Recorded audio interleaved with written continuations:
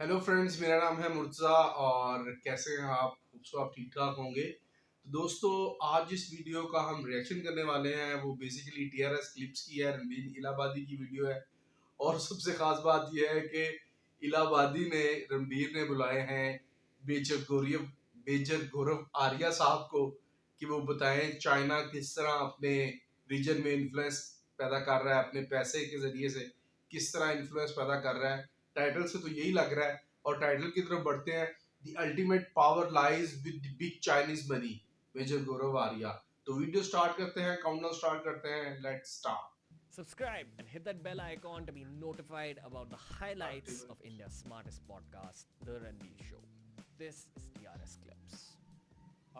We've had some army veterans on the show, sir, and one thing I've understood is that wars are won or lost based a lot on logistics. So basically, if your logistics are sorted out, it's a very big advantage for you in war.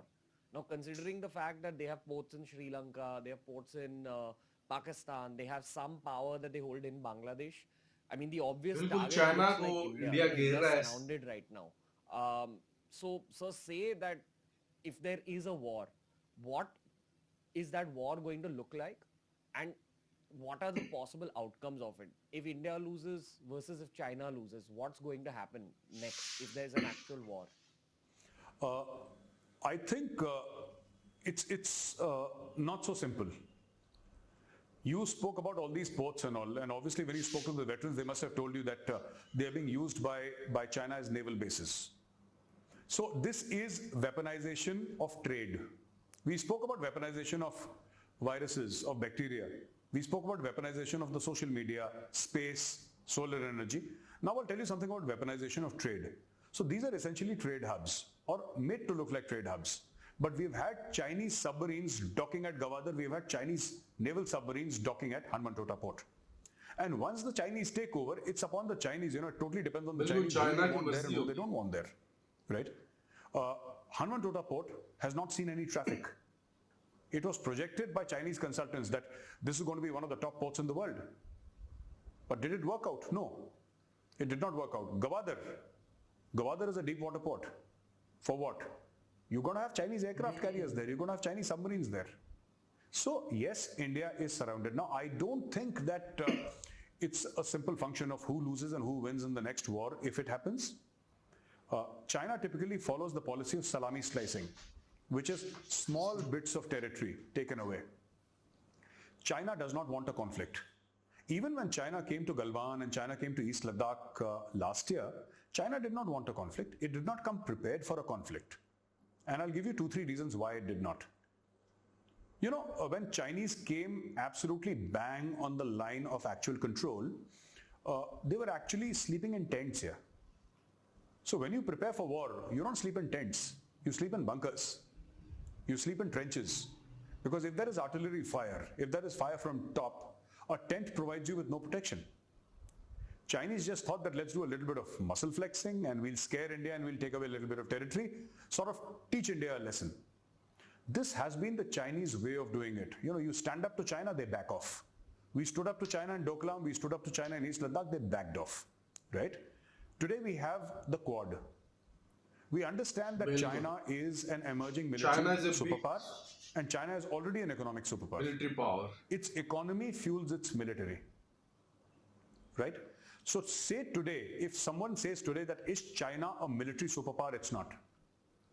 Yes. Is it going to become a military superpower? Absolutely yes. But today it is not. Today it's an economic superpower. It is using that checkbook to buy stuff, to modernize its army.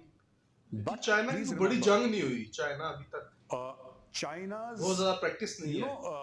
एक ही हुई है 1950s में India से। Is the seas, the trade routes on the seas. That is China's juggler win. If the Quad, and all of us are aware of the Quad, Australia, Japan, America, and India, and the Quad is very active in the South China Sea. If the Quad tomorrow decides to squeeze and squeeze hard, the Chinese economy will collapse. Do you think that's a possibility? Absolutely. That is why the Quad has been created. You see, why is China active in the Himalayas? I'd like to tell you something more for the benefit of the viewers. Chinese Illahabadi video. What happens is that if you see all the wars, They've been fought up north, east, or west here. All right? China wants to keep you busy in the mountains. Oh. Because in the mountains, there is only the Indian army and the Chinese army. There is no American army or Japanese army or Australian army. But if they come down to the seas, there are a whole bunch of people there with aircraft carriers and B-52 bombers, etc., who are willing to take out China. And some of them are itching to go because I think China is frankly overreached and overstayed his welcome. Subscribe, China is the only subscribe, country which has, I subscribe. think, a border तोड़ with दो 12 or button. 13 nations and has a border dispute with 24 nations. Can you beat that? A border dispute with 24 nations. 24 nations. China has border disputes with nations that are 2 nations apart. How can you have, it's like saying, it's like India saying that, you know, we have a border dispute with Tajikistan, for heaven's sake. How does that work? But China has border disputes. It claimed Vladivostok, which is a port in Russia. It claimed Vladivostok last year. So this is, you see, this is typically how the Chinese would function and the Chinese would, approach things. Aggression, naked aggression, wolf warrior diplomacy, checkbook, and keep your army at bay. You know, if China actually, and last thing which I want to say is that if actually China got into a military conflict, a full-fledged military conflict with any country, heaven forbid, should that happen, China will be in for a rude surprise because China has not won any war in the last 50 years. उससे कोई जंग नहीं लड़ी, experience नहीं है In China. spite of all the muscle flexing that China does, you know, कि ये कर देंगे, वो कर देंगे. Vietnam bashed China up very badly in 1979. 1979. China has not won any war in the last 50 years. So all this impression about China being a superpower is essentially the Chinese bank balance and Chinese checkbook. It's nothing to do with Chinese military.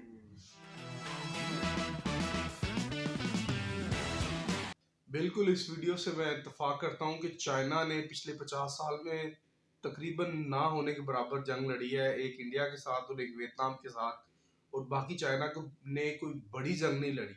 लेकिन China एक emerging super power है as to economy और as to military power. बहुत ज़्यादा military power gain कर रहे हैं, बहुत ज़्यादा वेपनाइजेशन कर रहे हैं, वेपन्स बना रहे हैं.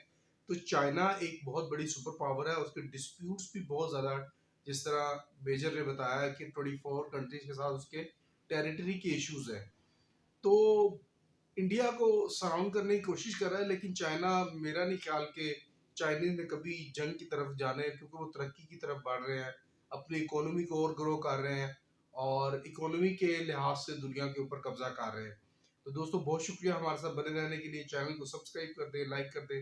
Thank you very much. Stay blessed.